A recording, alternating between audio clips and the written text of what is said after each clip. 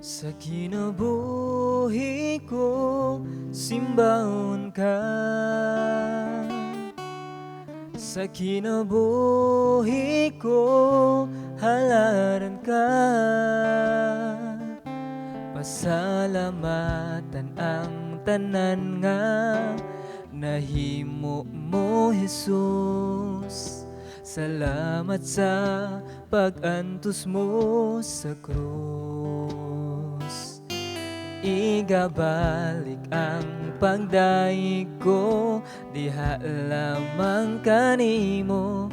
Sa kinabuhi ko, Jesus, o daygon ka. Sa kinabuhi ko, simbahon ka. Sa kinabuhi ko, halaran ka. Pasalamatan ang tanan nga nahimo mo, Jesus. Salamat sa pag-antos mo sa krus. Igabalik ang pagdaig ko, diha lamang kanimo. Sa kinabuhi ko, Jesus, o daygon ka.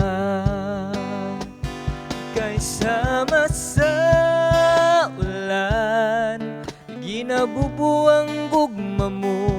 Sama sa adlaw, musidla ka sa kinabuhi ko. Kaysama sa ulan, ginabubu panalangin mo. Dawaton ko ang tanan, Jesus.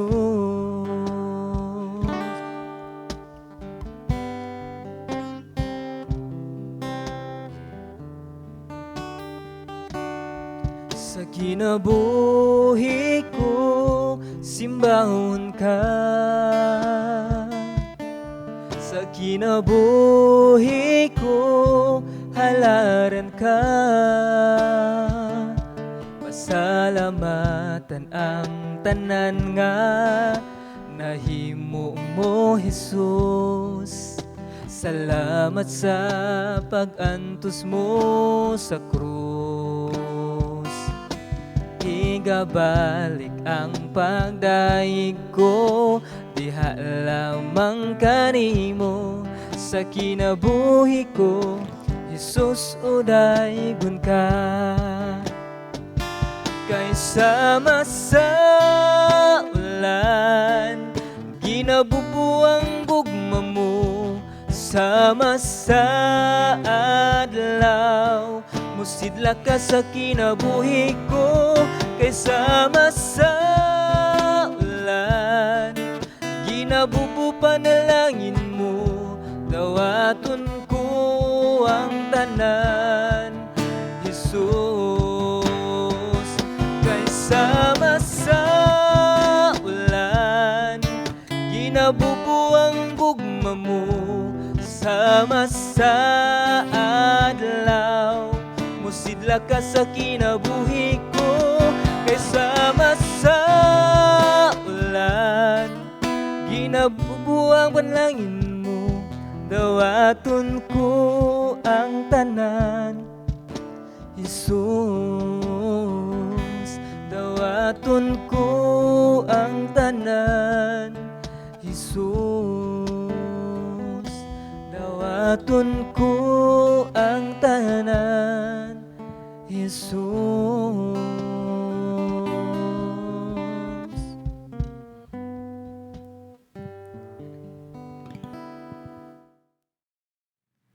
Mayong adlaw sa tanan. Kumusta man ang matagusan nato? I hope nga ang matagusan nato padayon nga buhat sa mga butang nga makapalipay sa Ginoo, and sa padayon nato nga dili paghikalimot sa gibuhat sa Ginoo sa atong kinabuhi, even sa mga basic nga mga butang like sa iyang pagsustain nato sa hangin, sa kusog, sa ato nga kinabuhi nga nakapadayon ta. Nini nga orasa, padayon ta nga magkat-on sa pulong sa Ginoo. Kung doon na mo yung mga Biblia diha, pwede nga inyong pag-aablihan. Ang ato nga passage nga pag-isgutan karon na makita sa Colosas. Colosas Kapitulo 3, versikulo 13. Mubo lang passage ang ato nga pag-tukion karon. Akong pagabasahon, kung nakaabli mo, pwede ra inyo nga sundon, lagi sa inyong mga mata. Nagingon ang pulong sa Ginoo sa Colosas Kapitulo 3, versikulo 13. Sa Cebuano nga version, nagingon, pag pinailubay kamo, o kung duna kamo'y mulo batok kang bisan kinsa kaninyo, pag pinasiluay kamo, sama nga gipasaylo kamo sa Ginoo. Mga itaggiya sa Ginoo, atong iduko tungulo. Kanimo, langit nun nga amahan, ining mga orasa ni asab kami, nagapasalamat sa imuha nga pagka maayo sa mata ko sa kinabuhi, sa imong walay puas nga pag-atiman kanamo. Ining mga orasa niya kami among gipaubos sa mong kaugalingon, himua among mga kasing-kasing nga abli, andam nga maminaw ug modawat sa imuhang mga pulong. Uban sa tabang sa Balang Espiritu Santo nga diin kami padayon nga ma-feed sa imuhang mensahe, aron ang among espirituhanon nga bahin padayon nga mo tubo, mo hamtong labi na sa mong pagtuo diha kanimo. Saligan kanamo tugyanan uban ang pagpasalamat sa ngalan sa Man, sa Anak ug sa Espiritu Santo. Amen ug amen. Now, sa to ang passage is naa dihay word nga gitawag og pagpinasayloay. Now, mo ni ang ato ang focusan or ato ang pag-isgutan ining mga orasa nga diin mahitungod sa pagpinasayloay or forgive one another. Mo ni ang ato ang topic karon. Now, sa maong background sa libro sa Colosas nga sulat ni Apostol Paul is iyang gisaysay ang mahitungod sa daan nga kinabuhi o sa bag-o nga kinabuhi. Nga diin ang daan nga kinabuhi nga wala pa ni Kristo o ang bag-ong kinabuhi nga diha na ni Kristo. Nga ang daan nga kinabuhi is nagkinabuhi sa kalibutanon nga mga tinguha, sa mga fleshly nga mga kalipay. Nga diin kumbaga kung direct nga pagkasulti is mga butang nga agin sa kabubuton sa Ginoo. Now sa lain pud nga side nga gisaysay ni Apostol Paul is kining gitawag og bag-o or bag-o nga kinabuhi diha kang Kristo sa dihang kita na nagtuo sa iyaha. Nga mao ni usab ang mga butang nga dinaa sa bag-ong kinabuhi kining sa diha nga nahimo ta nga dunay nakabaton og relasyon sa Ginoo is ang ato ang kaugalingon is driven na sa kabubuton sa Ginoo. Tungod kay naa ang Holy Spirit nag-indwell sa atoa, of which ang ato ang mga tinguha ug mga pangandoy is panglangit nun, more on, somewhat ingon ana, and ang atong pagkinabuhi is makapalipay sa Ginoo. And mao ni ang gi-address ni Apostol Paul sa mga Kristohanon dito sa Colosas. And ingon nga mga katawhan sa Ginoo, ingon nga mga dunay relasyon sa Ginoo is mao na ni ang dapat nga buhaton or mao na ni ang dapat nga ikinabuhi. Nga din mao ang pagkinabuhi nga bag-o. And usa sa mga kinaiya nga magpakita sa bag-ong kinabuhi mao ang naa na mention sa ato ang passage ang pagpinasayloay sa usa-usa kung adunay panagbingkil.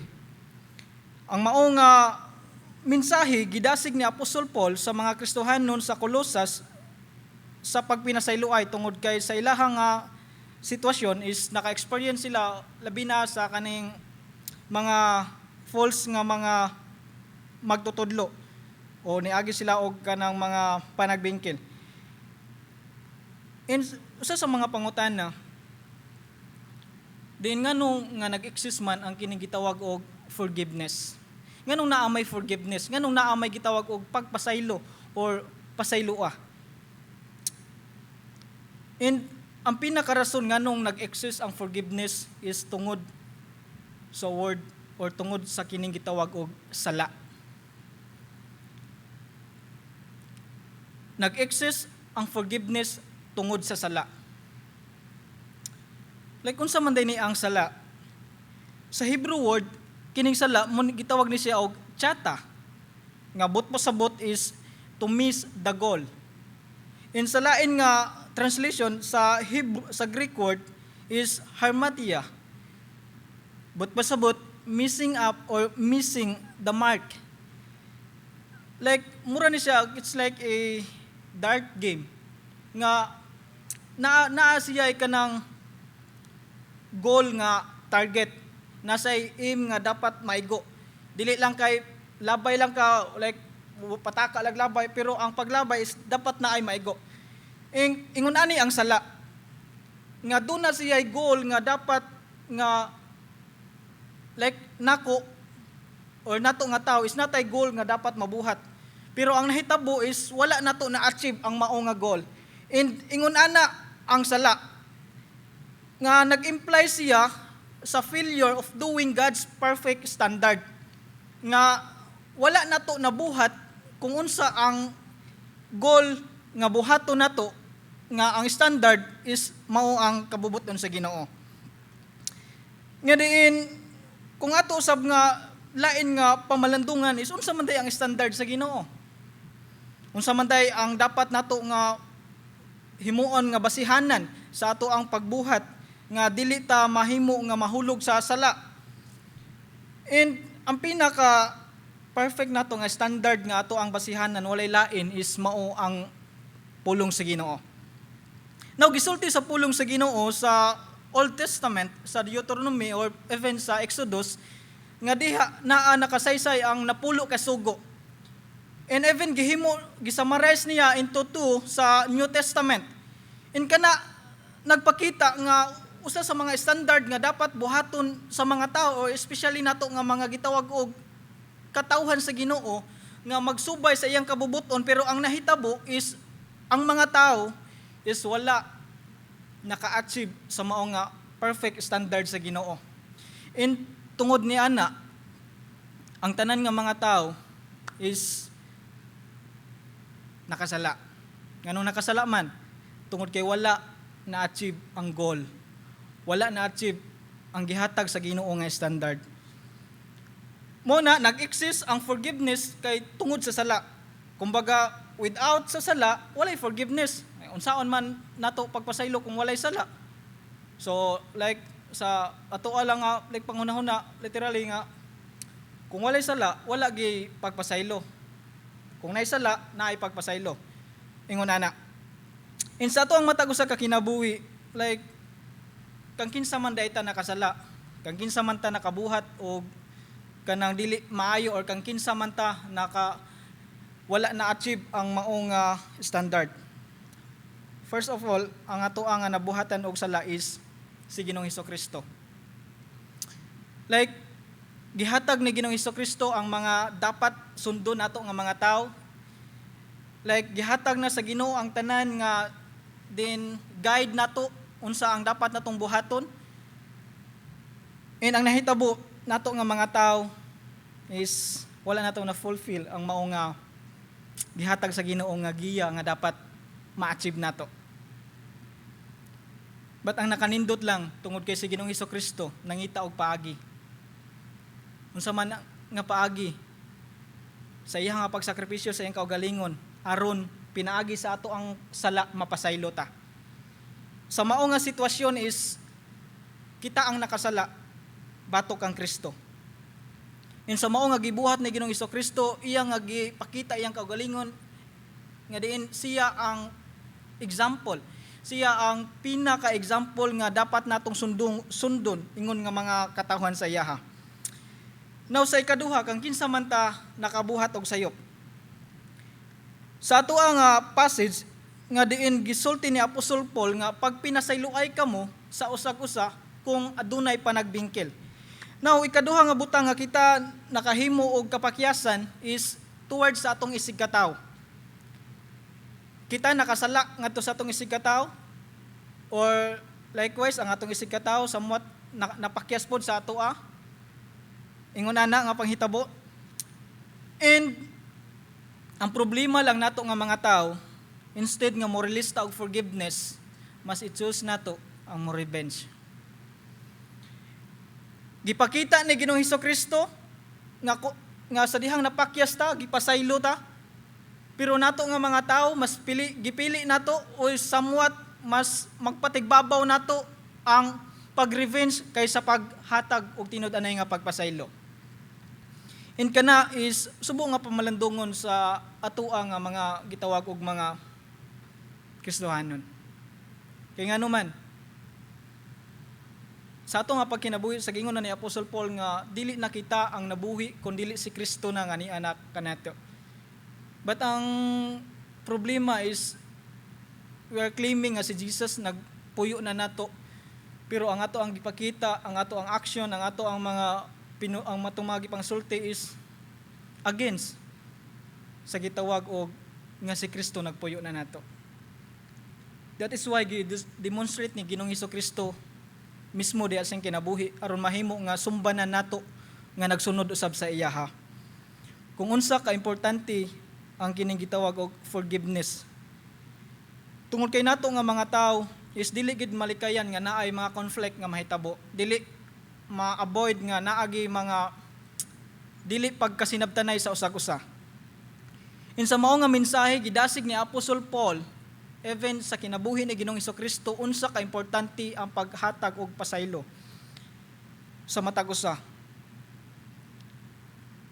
Nga di nato nga mga tao o nato nga nagsunod sa Ginoo,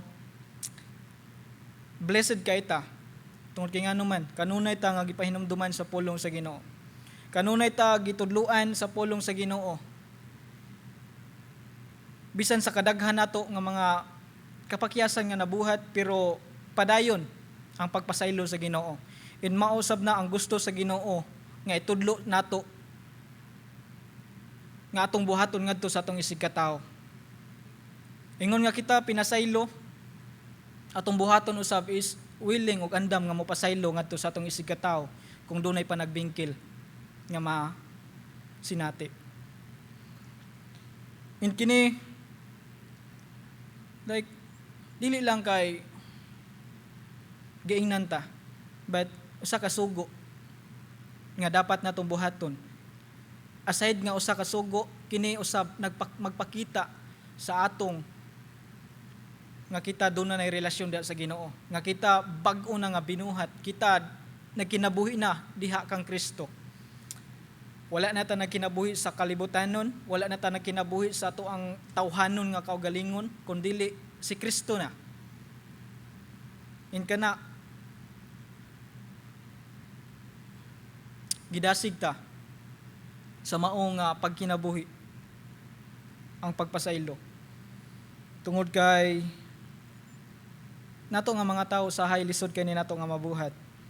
Labi na kung too much na ang like nabuhat nga sayop sa atong isig ka tawo, like makaingon ta nga abusar na ilang gibuhat.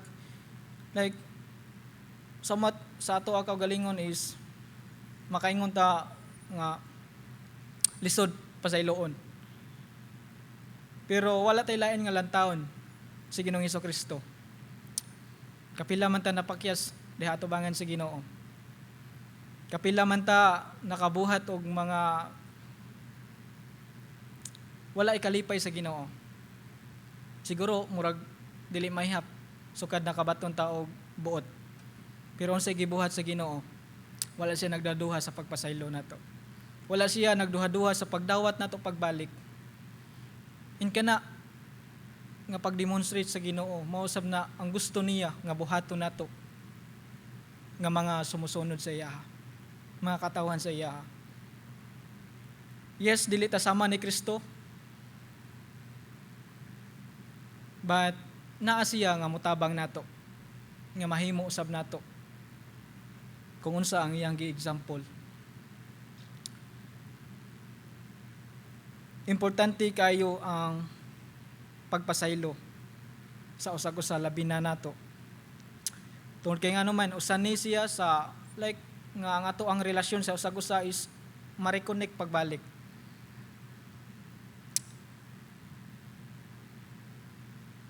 Nga ang ato ang relasyon sa usag-usa is like dili maputol. Tungod kay usa sa mga hinungdan nga mahimong bati ang relasyon sa usag-usa kay tungod sa panagbingkil. And mao na ang gusto nga itudlo ni Apostle Paul nga dapat i-avoid nato nga mga Kristohanon. nga do natay nindot nga relasyon sa usag-usa, magpabilin ang ato ang nindot nga pag sinabtanay, pagtinabangay sa usag-usa diha sa pagpadayon sa pag-alagad sa Ginoo. Nga diin ang mao nga mensahe, kita nga mga katawhan sa Ginoo is kita ang kahayag sa kalibutan. Na unsaon man nato pag show sa maong kahayag ngadto sa mga tawo nga wala pa nakaila sa Ginoo. Kung kita mismo sa tong kaugalingon is wala nato na kinabuhi ang pagpasaylo sa usag-usa. Ang pulong sa Ginoo is tinuod kayo nga nagapahinumdum sa mata ko sa nato ka kinabuhi. Gisultihan ta tungod kay again dili ta exempted na ay panagbingkil nga ma-experience nato. Apan kung moabot na nga mga sitwasyon sa tong kinabuhi, na ang pulong sa Ginoo nag-ingon nga forgive one another. Forgive. Atong iduko atong ulo. Kanimo langit nung Amahan. Lord, salamat kayo sa imong gibuhat dito ibabaw sa cross. Dili na mo ma-imagine kung giunsa nimo pagsakripisyo imong kaugalingon sa mao nga purpose nga kami makabaton og kapasayloan. And Lord, akong mga pagampo nga sa mong mata ko sa kaugalingon, himuon ka namo nga sumbanan, himuon ka namo nga example sa mong mata ko sa kinabuhi. Tungkol kay kung buto naon like dili mi angayan tungod kay grabe nga kadaghan nga makapakiyasan nga mong nabuhat da sa mga tubangan. Apan wala ka nagdumili sa paghatag sa imong anak mo si Ginoong Hesukristo. And Lord, sa mong mata ko sa kinabuhi, himuaw sab kami Ginoo nga dunay kasing-kasing nga andam nga mopasaylo sa among isig ka tawo. Doon na may mga panagbingkil, doon na may mga conflict nga mahitabo, nga din kami Ginoo dili magduha-duha sa paghatag og tinud-anay nga pagpasaylo sama sa imong gibuhat o Dios. Nga din aron ang matag usa magpabilin ang nindot nga relasyon, magpabilin ang matag usa ka pagsinabtanay og padayon nga pag inunungay Ginoo labi na sa pag-alagad kanimo hangtod sa imong nga pagbalik. Lord, saligan ka namo sa tanan uban ang pagpasalamat diha lamang sa ngalan samahan sa Anak ug sa Espiritu Santo. Amen og amen.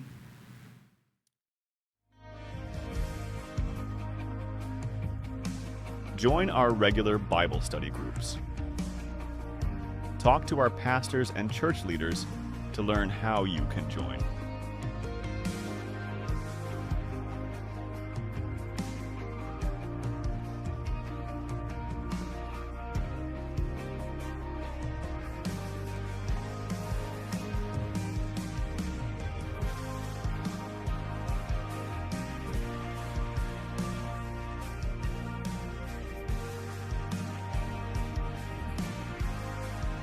Join us for TLCC Kids Camp 2026 on June 3 to 7 at the TLCC grounds with the theme Joy Sparklers for Jesus.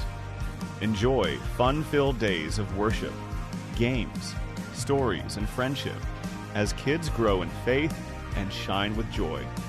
We can't wait to see you there. Whether you've got a toddler, a grade 4 to 6 adventurer, or a grade 7 to 12 teen, our Sunday school has a spot just for them. Drop in at 10 a.m. to see classes where every age learns, plays, and grows together. Calling all youth and young adults. Join our Next Gen Fellowship right after 10 a.m. Sunday service. A place to connect, grow, and walk together in faith. Join our Adult Sunday School every third Sunday of the month, 1 to 2:30 p.m. Our topic for 2026 is Christian ethics. All this to be led by Reverend Daniel Wong. Register before April 19th. Come and be part of the praise and worship team. We're looking for vocalists, musicians, sound and tech volunteers, and projection or media team members. No stage experience? That's completely okay. We train, we rehearse, we grow together. Because worship isn't a performance, it's a ministry. You don't have to be ready. You just have to be willing to learn. Volunteer and sign up now. Let's honor God by supporting His church. Kindly use the box of the back for tithes and offerings. Follow our Facebook page to stay updated on church activities.